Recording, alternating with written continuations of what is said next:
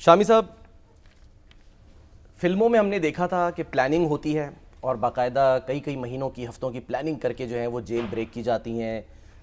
उसमें ज़ाहिर है इनसाइडर जॉब भी होती है, कुछ लोग मिले होते हैं।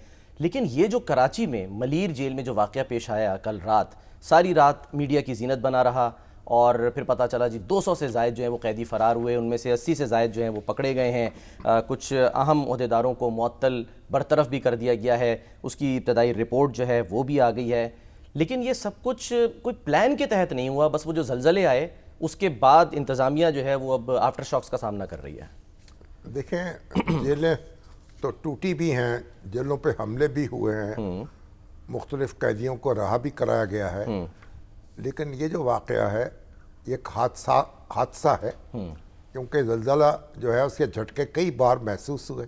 10 उससे दीवारें कमज़ोर हो गई और कैदियों को भी बैरक से निकाला गया, ताकि जब आप ज़लज़ला आता है तो आप छत के नीचे नहीं रहते, आप खुले आसमान मकान में नहीं रहते, आप खुले आसमान में आसमान के नीचे आने की कोशिश करते हैं। ठीक। तो कैदियों को बैरक से निकाला गया ताकि वो खुले आसमान के नीचे आ जाएं, खुदा न खास्ता किसी की यानी किसी की जान को नुकसान न पहुंच जाए। सही।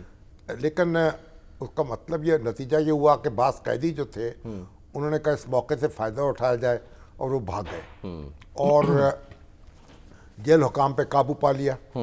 अब उन्हीं का असलहा छीन कर उन्हीं पे तान लिया। कुछ दोतरफा फायरिंग भी हुई है। जी हाँ। ये मुझे ये बात समझ में अलबत्ता नहीं आई कि जेल कैदियों के पास असला कैसे आया। जो अंदर एहलकार थे उनका असलहा छीन लिया ना, उनका असला छीन के, हाँ। और उनके पास खुद असला मौजूद नहीं था। जी। तो बहरहाल अब 6000 कैदी थे उस जेल में, हालांकि गुंजाइश 2400 की थी। 2400 की। ये तो देखे ना, पूरा पाकिस्तान ही ओवर क्राउडेड है। पाकिस्तान या पाकिस्तान के जेल? पाकिस्तान। अच्छा, आबादी की वजह से 25 करोड़ की आबादी हो गई आपकी, ओवर क्राउडेड है आप। अच्छा। और बच्चे पे बच्चा पैदा होता चला, किसी को कोई परेशानी नहीं है।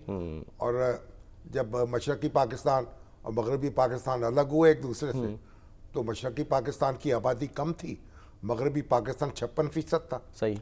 आज का पाकिस्तान जो है, अब ये वो 17 करोड़ पर हैं, तो आप 24-25 करोड़ पर हैं। और इसी तरह फराटे भरते रहे तो गुर्बत तो कभी आपकी जान नहीं छोड़ेगी। बड़ा एनी हो, वसाइल की हमारी कमी। जेलें भी ओवर क्राउडेड हैं। सही। यानी एक जेल में उसकी गुंजाइश से बहुत कम लोग हैं।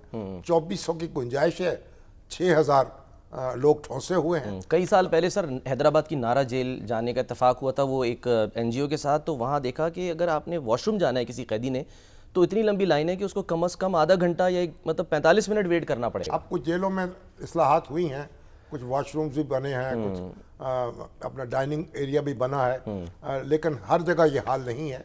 और सच्ची बात तो ये कि कैदियों के लिए नहाना और गुसल खाने जाना और टॉयलेट जाना एक बड़ा मसला बना रहता है। बीमारियां अलग होती हैं जो उठा लेती हैं। अब ये जो उससे फ़ायदा उठा के वो भागे हैं, तो उनमें से बहुत सौ को तो पुलिस ने पकड़ लिया है और कुछ अभी तक फरार हैं, लेकिन उनकी तादाद में कम है। 87 के करीब बता रहे हैं। 87 के करीब हैं जो यानी कि पकड़े गए हैं वो 87 हैं और 120 से थोड़े से मतलब ज़्यादा जो हैं वो भी फरार हैं। हाँ, जो वो भी गिनती की। ऐसा लगा। एक कैदी की माँ, कैदी अपने घर पहुंचा तो उसकी माँ ने पूछा, भाई तुम्हारी रिहाई हो गई? उन्होंने कहा नहीं, मैं भाग के आया हूँ। उन्होंने गर्दन से पकड़ा और वापस लाके डिपॉजिट करा दिया जेल में, ताकि ये कि उस पर एक और मुकदमा ना बन जाए। बिल्कुल। अब भी कहा जा रहा है ना, इससे हुकूमत कह रही है कि अगर ये लोग वापस नहीं आएंगे फौरी तौर पर, तो फिर इनसे जेल तोड़ने का एक और मुकदमा इन पे कायम हो जाए, जेल ब्रेक का। बिल्कुल। इससे आप देखें, सरेंडर करने के लिए। इससे पहले हमारे यहाँ रावला कोट में भी, बलूचिस्तान में भी, डेरा इस्माइल खां में भी, गिलगित बल्तिस्तान में भी जेलें टूटती रही हैं। लेकिन जो बड़ी एक यानी खतरनाक जो वारदात हुई वो तो डेरा इस्माइल खां में हुई। यानी जुलाई 2013 को 248 कैदी फरार हो गए डेरा इस्माइल खां से, क्योंकि इन कैदियों को छुड़ाने के लिए जो कलअदम तहरीक तालिबान है, TTP, उसके 100 से ज्यादा मुसल्लह अफराद ने हमला कर दिया और 35 दहशतगर्द जो थे उनको छोड़ा के ले गए, बन्नू जेल ब्रेक जिसको कहा है जाता ना। है। 248 बन्नू और डेरा इस्माइल खान साथ साथ सही। 248 कैदी रहा कराए, उनमें 35 जो थे बहुत खतरनाक दहशतगर्द भी थे। जी हाँ, इसके परवेज बाद मुशर्रफ पर हमला करने वाला भी उन्हीं में शामिल था जो भागा। गिलगित बल्तिस्तान में भी एक दफा जेल टूटी है और 2 कैदी फरार हुए हैं, और सयाहों पर हमला करने वाला एक मुलजिम था जी। वो भी भागने में कामयाब हो गए। अच्छा, फिर बन्नू में अप्रैल 2012 में 15 अप्रैल 2012 ये सबसे ये खौफनाक 384 है। कैदी जेल से फरार हुए, पाकिस्तान की तारीख का सबसे बड़ा जेल ब्रेक यही है। और ये भी टीटीपी जी हाँ, की इसकी जिम्मेदार थी। बिल्कुल। इसमें 100 से ज्यादा मुसल्लह लोग थे, उन्होंने हमला किया, और 21 जो हैं खतरनाक दहशतगर्द उनको छुड़वा लिया, और 384 कैदी जो हैं उनको भी आज़ाद करा लिया। सर, अब ये जो वज़ीर आला सिंध हैं वो फरमा रहे हैं कि जो कैदी फरार हुए या पकड़े गए ये ख़तरनाक मुलजिम नहीं थे, कोई गैर मुल्की नहीं था। सुने उन्हीं की ज़बानी उन्होंने क्या कहा और एतराफ़ भी किया उन्होंने कि गलती हुई कहाँ। सुनते हैं वज़ीर आला सिंध मुराद अली शाह साहब ने क्या फरमाया। ज़िलज़िले के झटके आ रहे थे, उसमें कैदियों में कुछ तशवीश हुई कि जी हम बैरिक्स के अंदर हैं, हमें बाहर निकाला जाए, गिरना जाए, लेकिन इनिशियल थाट यही है कि गलत था उनको निकालना। जहाँ तक कि मलीर का वाक़या ये गलत फैसला था और ज़रूर इस पर सज़ा मिलेगी उन लोगों को जिन्होंने ये फैसला किया। मैं सिर्फ लोगों से कहूँगा कि अपना प्रोटेस्ट करें, लेकिन वो पीसफुल रहे, प्रोटेस्ट के अंदर किसी को नुकसान ना हो। आप ख़ास तौर पे रोड वगैरह जो ब्लॉक हो जाते हैं उससे बाकी लोगों को चलें।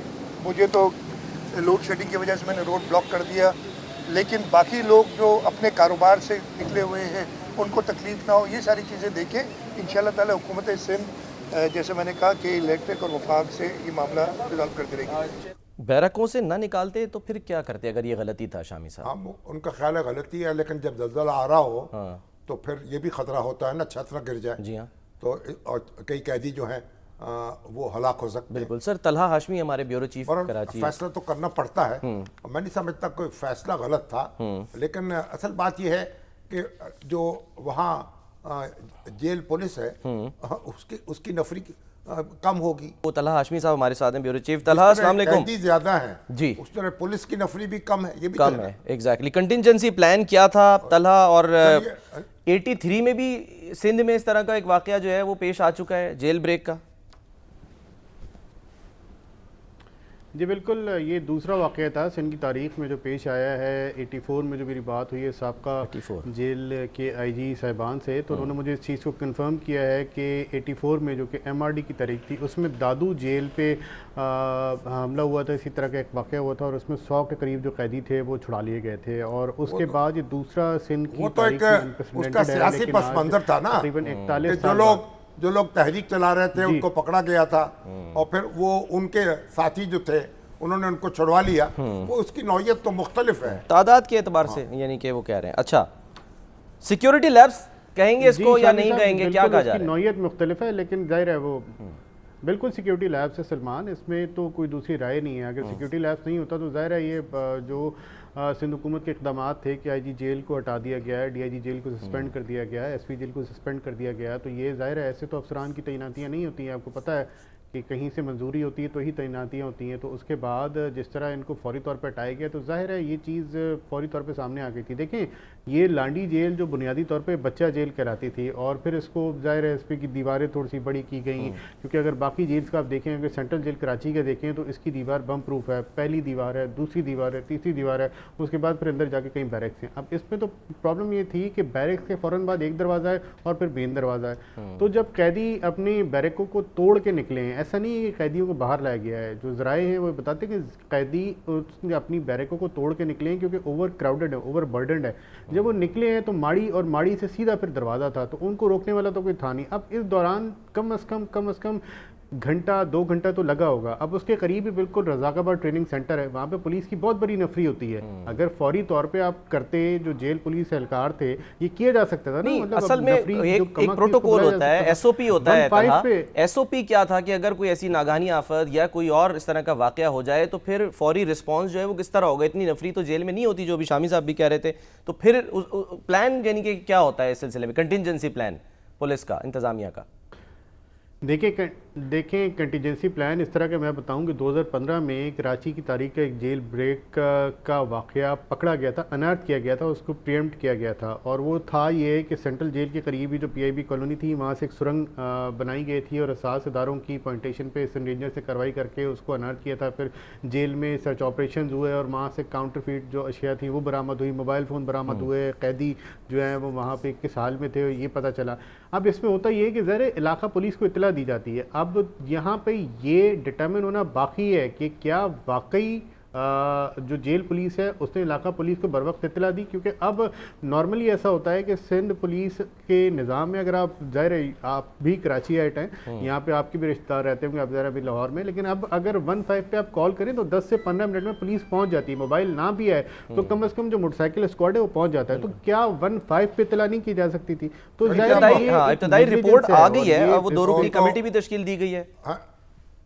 अब गया है सांप निकल, अब लकीर पीटा कर लकीर पीटे पर चलिए अब ठीक। असल में देखिए, अब तो ठीक। देखना तो ये चाहिए ना कि जेलें जो हैं अब उनकी दीवारें, जो बैरूनी दीवारें हैं वो पुख्ता क्यों नहीं थी इतनी कि जलजले के 2 कमजोर झटके आए और उनमें दरारें पड़ गई। बिल्कुल। तो दीवार, जो जेल की दीवार है वो तो आहनी दीवार बनाई जाती है और मजबूत बनाई जाती मजबूत है, होती मैक्सिमम सिक्योरिटी प्रेजेंट। उसको तो आप तोड़ नहीं सकते आसानी के साथ। तलहा हाशमी, आपका बहुत बहुत शुक्रिया हमारे साथ मौजूद रहे। सर, इस्लाहात की फिर बात होती है तो फिर क्या निज़ाम जो है उसमें खराबी है, जब अब वसाइल फराहम नहीं किए जाते। अब जेलें जो हैं ज़रूरत के मुताबिक, जो जेलों नई जेलें बननी चाहिए वो जेलें बन नहीं पाई, जो बनी हुई हैं उनका नज़्म दुरुस्त नहीं है, लोग ठोसे हुए हैं उनके अंदर। अब जैसे आप देखिए दीवार है तो दीवार जो है वो बड़ी यानी कमज़ोर दीवार थी। तो ये सारी चीज़ें हैं जिस पर गौर करना चाहिए। जब हमारे सर पे कोई उफ्ताद पड़ती है उस वक्त हम हड़बड़ा के उठते हैं और हंगामी के तौर पे कोई कार्रवाइयाँ करते हैं और फिर उसके बाद सो जाते हैं। बिल्कुल। और अगले इंतजार करते हैं बहरान का। ये हमारी आदत हो गई है। अब इसमें हम क्या कर सकते हैं? सर, लेकिन इसमें जो करना है वो तो ज़ाहिर इंतजामिया और हुकूमत नहीं करना है, क्योंकि वही बाद में लोग बाहर आके शिकायत करते हैं कि जी हम अब तो देखिए मुलाकातों के लिए तक के लिए पैसे समझते देते हैं। जो पुलिस की नफरी है आबादी के एतबार से अगर आप देखें तो नफरी कम है।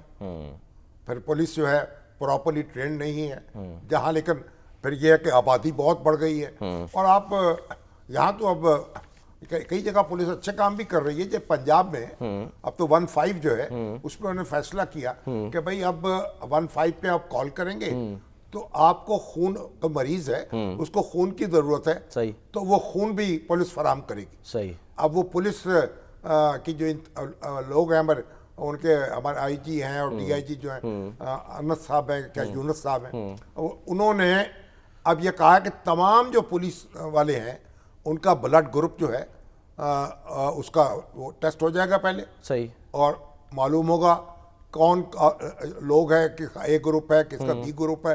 हर थाने में जो लोग नफरी मौजूद होगी उसका भी ग्रुप जो है हर एक को मालूम होगा। आप 15 पे कॉल करें, आपको ब्लड की जरूरत है, पुलिस वाले आपको ब्लड फराहम करेंगे, अस्पताल पहुंचेंगे और आपकी खिदमत करेंगे। ये भी बड़ा काम है सर। असल में तो अब ये हम बातें कर, हम चीज़ों को डिजिटलाइज करने की ज़रूरत है। जो सेफ सिटी हमने बना दी हैं उनको भी मुयस्सर करने की ज़रूरत है। हम बातें करते हैं और फिर करते हैं और फिर करते हैं।